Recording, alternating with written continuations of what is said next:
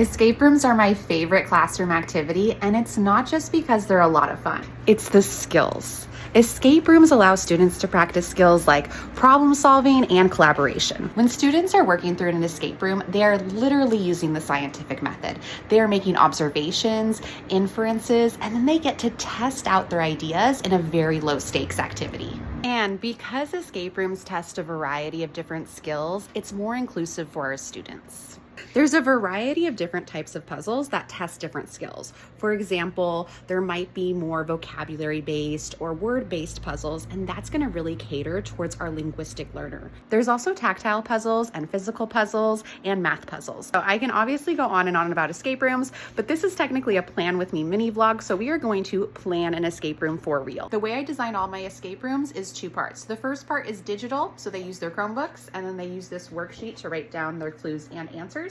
And then the second part is tactile. Clue 1 says, what is the organism? And then I had to define it, living thing, because not all 7th graders know what an organism is in the classroom. So they're looking at the digital classroom.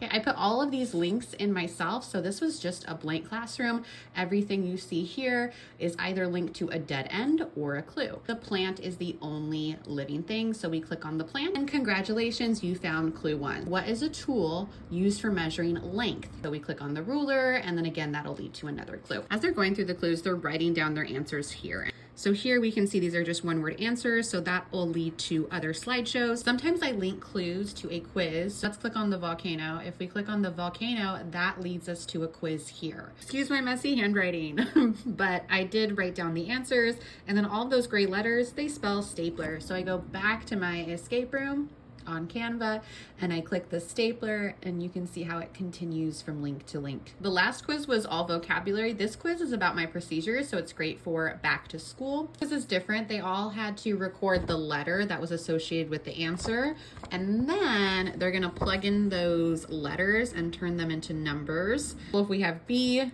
it's actually 2. So there's the padlock. We're gonna click on that to escape the classroom. Now we're gonna put in the code. Watch what happens if I put in the wrong code. So it will not work. Whoops, try again.